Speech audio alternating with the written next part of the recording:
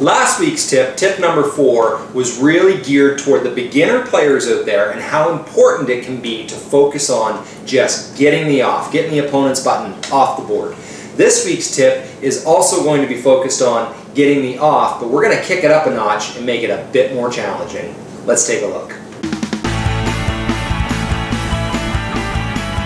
In last week's tip, we encouraged you to go after the easier shot, the one you knew for sure that you could get, the one that was sitting out in the 5 and the 10, out in the open.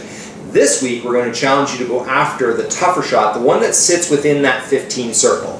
The pegs are in the road, there's just so much more that can happen. You run the risk of the kickback, knocking your shooter into the gutter.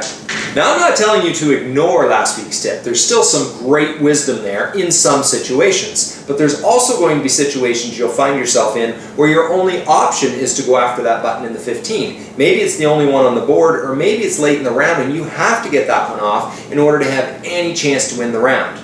Or maybe you're the type of person who just really enjoys going after that riskier shot and all the fun and entertainment that comes of watching the buttons ping pong off all those pegs.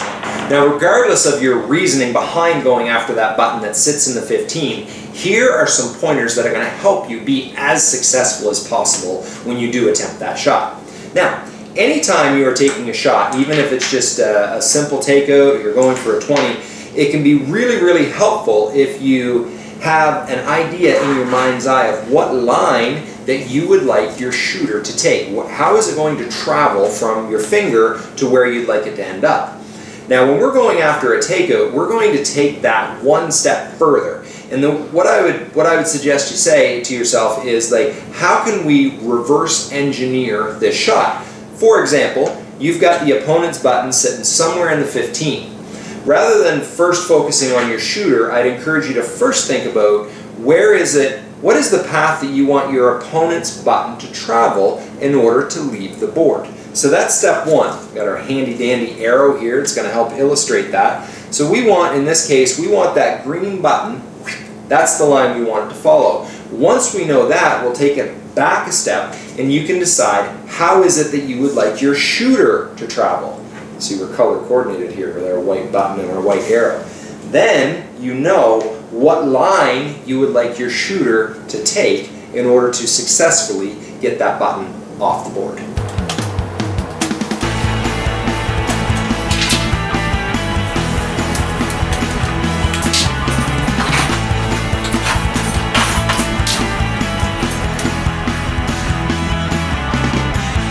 So you may be sitting there thinking to yourself, come on Jeremy, you're taking this a little too seriously. You want me to cut out paper arrows to lay on my Crokinole board? I have never in my life laid paper arrows on my Crokinole board. I was simply just looking for a way to help visually illustrate the concepts that we're talking about. And I agree, you should not take this game too seriously. I often say this is the greatest game on earth, and it is still just a game.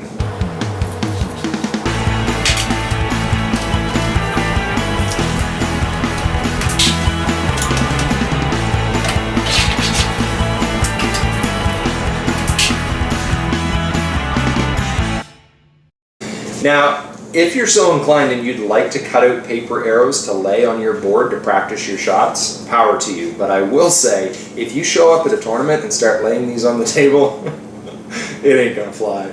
So that's your drill for this week, to really focus on getting those more challenging takeouts when your opponent's button is sitting in that 15 circle. Now, you'll naturally have the opportunity to play with this every time you sit down with an opponent. But you also have the option of just taking a few buttons and setting them out on the table to practice the concepts you were introduced to today. Now next week, we are going to focus on takeouts one more time. But we're going to kick it up a notch and look at takeouts that are even more challenging than these ones. And you'll get to learn the strategies and concepts that the best players in the NCAA apply whenever they play the game. In the meantime, keep the questions and comments coming, share these videos, and help even more people gain confidence playing the greatest game on earth. Make it a great day. The idea of getting these lines in your mind's eye of what line the buttons are going to take. That was amazing. Brutal! Wow. Action of those pegs banging around. Sorry, those buttons banging around inside the pegs. The pegs, I don't even know where I'm starting. Alright. okay, how can I help people vision? Now that's stop. Good. So that's your drill for this week. Practice taking out some of those. Ooh, baby. You may be sitting here. Let it roll. Let it roll. Recording? Yes. Yes. All right. So that's your drill for the. Let it keep going. All right. So that's your drill for this week. The end. That's it. I don't have any more to say.